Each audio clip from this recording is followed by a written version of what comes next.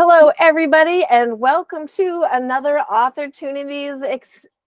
I don't even know what I was going to say there. Another Authortunities thing, and we're super excited about it. I'm super excited about our guest because Scot Noel is a personal friend, and he's also a publisher that I respect a lot with a magazine that I respect. So Scot is going to introduce himself, and then he is going to tell us the secret. The one thing he wished he knew, writers knew when they were submitting to DreamForge. Welcome, Scot. Hi, I'm Scot Noel. I'm the editor and publisher of DreamForge Magazine, along with my wife. She's also a publisher of our magazine. Her name is Jane, and she does all of our graphics and illustrations and layout and that sort of thing.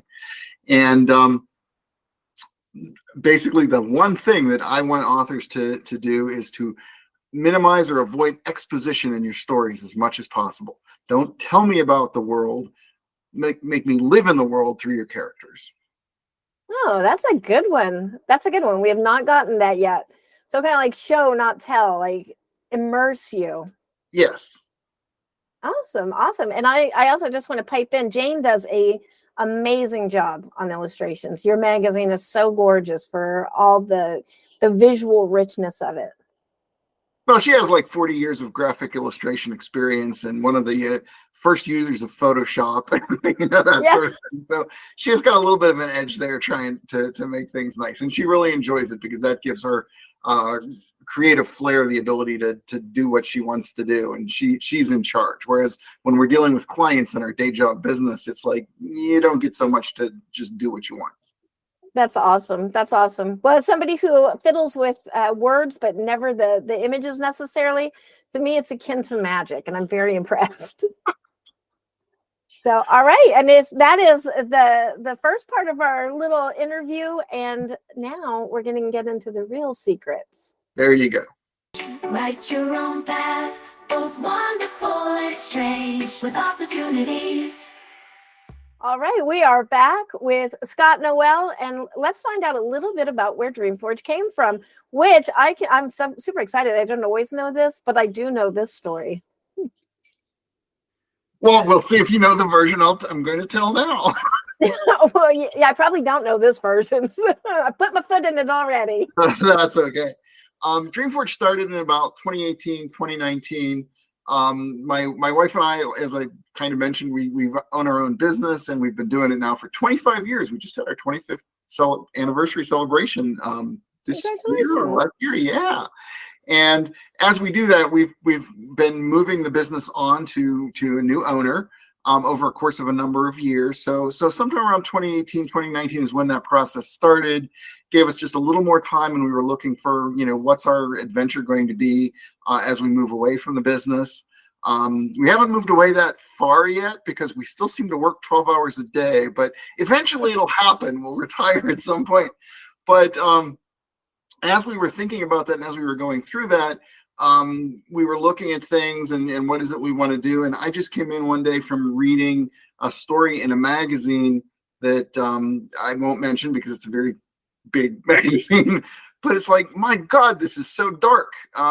It's like science fiction when I was growing up and fantasy when I was growing up was more hopeful and triumphant. It's just the feeling that I had anyway out of my youth. And it's not just that fiction was showing apocalypse anymore. They were showing the darkest possible dehumanizing apocalypses. And I was just commenting on that to my wife. And then very similar timeline, we watched an episode of Black Mirror, which I will mention because I think it's one of that particular episode that triggered me is one of the most brilliant pieces of cinema that I've seen. And I forget the name of it, but it's the one where it's in black and white, and there are these little robot dogs that basically are hunting down the last of humanity and killing them. And it's absolutely brilliant episodes, and it's absolutely triggered me to say we have to do something different. And that's kind of where DreamForge came from. And we started talking about titles for magazines, and would we be able to do this, and how would we do this, and how would we finance it, and didn't know anything about publishing at the time. We've never been involved in publishing before. So triggered by that seeming despair that we were seeing in speculative fiction, we wanted to do something which basically showed not that the future was going to be Pollyanna-ish bright and there weren't going to be any problems, but that people overcome problems. That's what we do. whether it's climate change, whether it's, energy production, it's whatever, that we always make new problems as we go, but we always solve problems as well. And we wanted a magazine that basically just had that as its core theme. I'm an old Star Trek fan, so, I wanted our core theme to basically be the human adventure is just beginning. And I wanted our approach to characters to be, these are characters who are essentially contributing and making a difference. And we also wanted it to focus a little bit on community. We just didn't want heroes, but, we want a number of characters or a community of characters or whatever, where you're seeing the community responding to things as well. And we've had some nice stories like that as well, where actually the character might be having a problem, but their community kind of rallies around them and helps them through it. Or you have a number of people who get together to solve the problem. So that's where DreamForge came from. To make a long story short, it was kind of a little bit of a rebellion act, and we didn't even know the words hope punk or solar punk when we started. It's like as we were starting to get into it, it's like, oh, I think we're doing hope punk. Oh, I think we're doing solar punk. It's people are just inventing these words, but it's what we're doing, which actually was a hopeful sign, because it didn't mean that we were out there alone doing this. It seemed like maybe there was something in the zeitgeist or the air where other people were beginning to say, hey, you can't just say that everybody's going to die a horrible death. I remember real quick story. I remember rejecting a story early on in DreamForge, and I won't remember enough to be actually identified or the author or anything like that, but it was kind of a climate fiction story, and at the end of the story there were a few fish surviving in the Mediterranean, and that was the hopeful spark at the end. There was fish. It's like we saw a fish, and it wasn't obviously the kind of hope that I was looking for. And I sent it back, and I was talking a little bit to the authors, because we were just getting into this, and I was trying to say, it's like, wow, this didn't really seem that hopeful for, that sort of thing. It was well written, and I appreciate you sending it and all that, but this just didn't seem kind of the vibe that I was looking for. And the answer I got back was, we thought that ending might have been a little too hopeful. It's like, okay. That's so funny. Yeah. So there's a lot of people out there who are absolutely convinced they're like living in the end times, and we're not even talking about religious stuff. It's just yeah. Well, I want to say that I think that you guys came out at the perfect time, because I remember when you first started out and you were saying that you want these hopeful stories.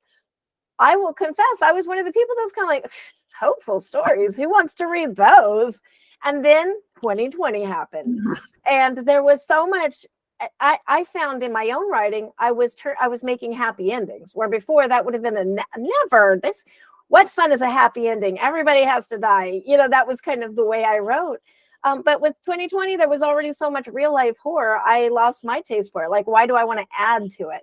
So now I'm kind of going on your side, going, no, hopeful stories are good.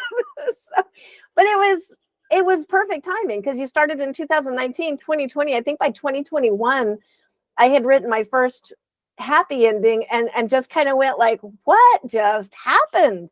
They both walked away alive, and they're in love, and they're having a future. What?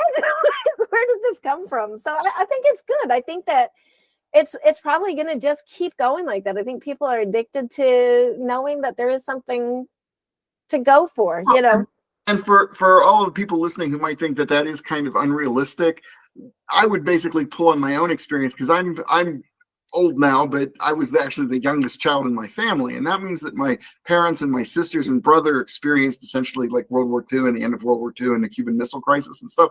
Now you have to imagine that all the things that we go through, there was a point in history where not ancient people, but our families basically were sitting around thinking, the United States could actually be invaded by Nazi Germany and Japan. They could actually land on the shores. There was no sense that we were going to win the war. Right? There were many points where we were not going to win the war, and things looked really bad. And it could essentially have been the end of the United States and an actual physical invasion. And they didn't despair. They didn't decide that the world was over and that the end was coming. They decided that it was time to fight and change the trajectory of history, which that generation did. Yeah. And then when you think about like the Cuban Missile Crisis and stuff, my sister was like a teenager at that point, and she's sitting around basically hearing on the news that the East Coast could be nuked the next day. But again, there wasn't despair. There was basically, I'm studying to get my job. I'm gonna have a family. You know, there. Yeah. At no point did that generation or the generation that followed just say, oh my, the world is over. And I don't know quite, you know, I think at any point, no matter what's happening, if there's going to be a better future, it's because we're envisioning it. It's because we you know, we have to make the memes, we have to make the concepts of how things are going to be better, and build those things ourselves, not wait for the world to, you know, suddenly just be a happy place. So yeah, that's my rant. I like it. It's a good rant. It's a good rant. I like that rant, Scott. Well, there's so many things I want to say about doom scrolling and everything now, but I won't go there. It's contributing maybe to some of our darker moods. But how about best practices? What do you, not only for DreamForge, because you have your best practices of what you'd like to see, but what also are best practices in general? Because I'm sure they're a lot the same for authors that want to be published. Well, we have, I'll give a little plug here, but we have actually a supporting writing group, people who support us through Patreon. We have a group called Dreamcasters.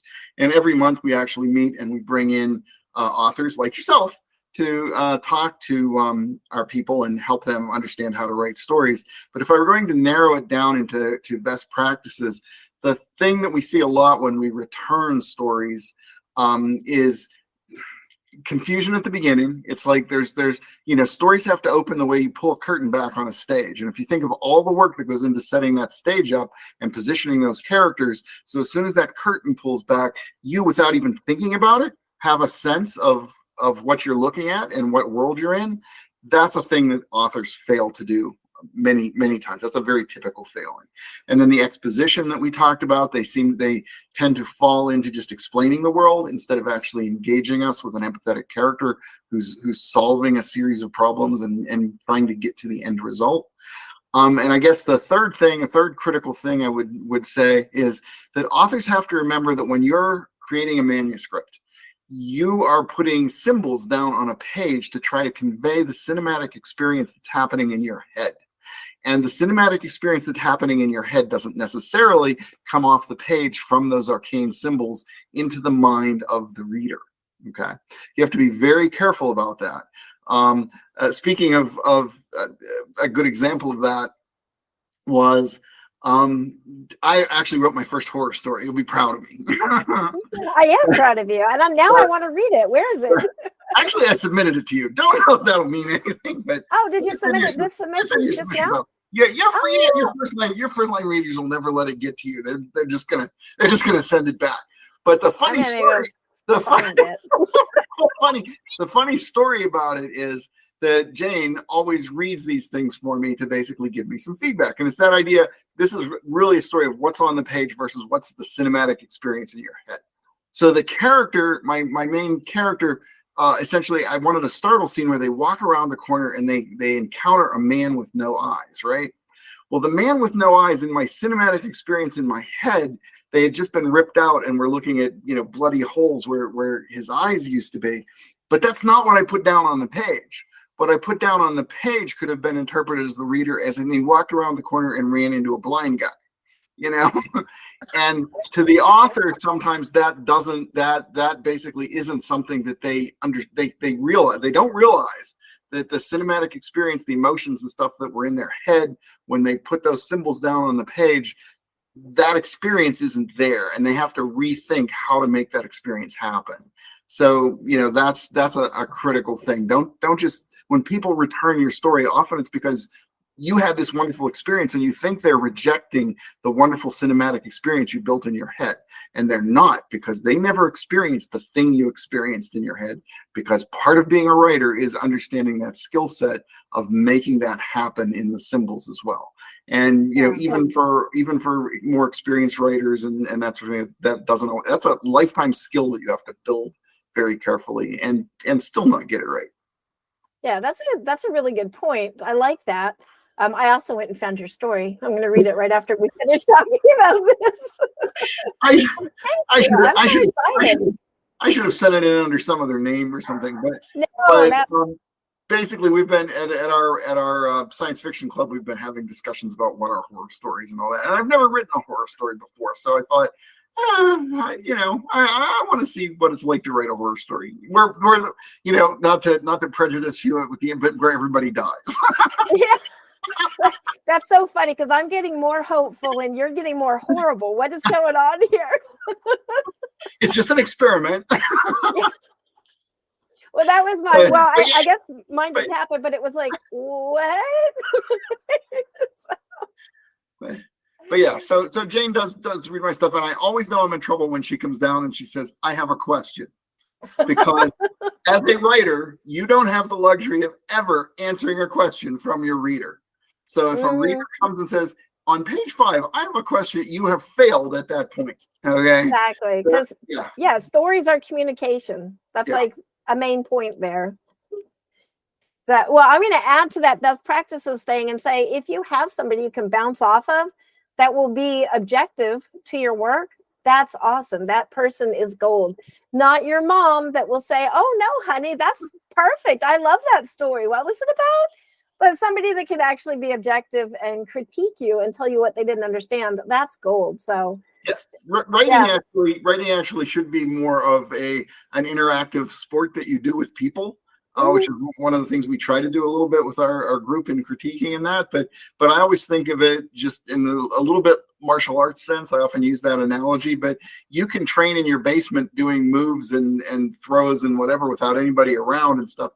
And as soon as you walk onto a mat, you're going to find out how much you don't have in skill, because you can't develop martial arts skills unless you're actually engaging with someone and finding out how that back and forth works and that it educates you. And I think writing is a lot like that. You can't just sit and write and say, "Oh, well, this is brilliant." You have no idea what the reaction is going to be unless you really get it in front of people and you develop those feedback skills where you get thrown to the mat, and it's basically you have to learn from that, not be disappointed that they didn't find you brilliant. You have to learn from that fall.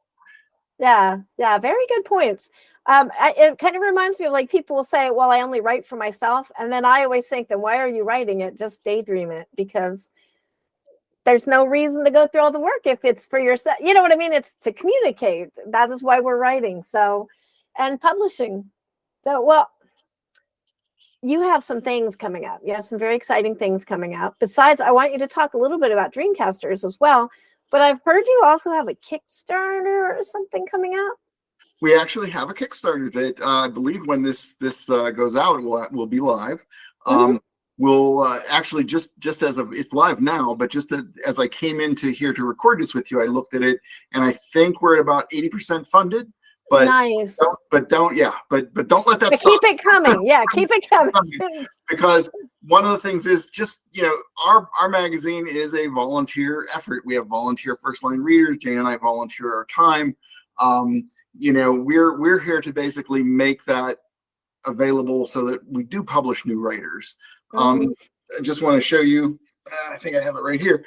This is actually a copy of our 5th year celebration, which we go on a year where June actually kind of starts our year. June, July starts our year. So this is last year's, which was our 5th year celebration. That cover is by Elizabeth Leggett, who's a Hugo Award-winning illustrator. Gorgeous. This issue has more words than any of our previous issues. We got to 63,000 words in this issue. But I just wanted to pull this out also to just show you, like, one of the things that we love to do, and this is just one example, but this story that you see here, To Catch a Foo Fighter by David Hankins, we're really so proud of him because we published his first story probably about 3 years ago now. It was a fantasy. It was called Properly Spiced Gingerbread. And from there, he went on to win Writers of the Future. He went on to he's published 2 more stories with us, this one being his latest. And he's just published a novel, Death and the Taxman. So, nice. And if you watch him, like he he not only is a good writer who brings humor into his writing, which is extremely difficult. That's something I've never been able to do. But he also has just a wonderful and engaging way of engaging his audiences and talking just in person, that sort of thing. So watch for David Hankins, one of our discoveries. We have a number of first-time published authors that have gone on to do more work, and beginning authors that we've published, as well as very well-known authors. We've published works from New York Times best-selling Jane Lindskold, from David Weber, of the Honor Harrington series, a reprint of his. And in this particular issue, we have a reprint from Robert Silverberg. Believe it or not. Wow. So yes, That's awesome. And the most awesome thing about it is that this story was written in 1955, before I was born. And wow. it is as relevant today and to the theme of this issue as it ever was. So yeah. when you're That's a master beautiful. storyteller, you write things for the ages, which that is an exceptional example of. But That's awesome. so that's our 5th year celebration. We're now moving into our 6th year, and we want to continue to do some awesome things. So yes, if you can contribute to our Kickstarter, if you love to have beautiful print illustrated things, get the print version, but we do a digital ebook version and an online version where the stories are free.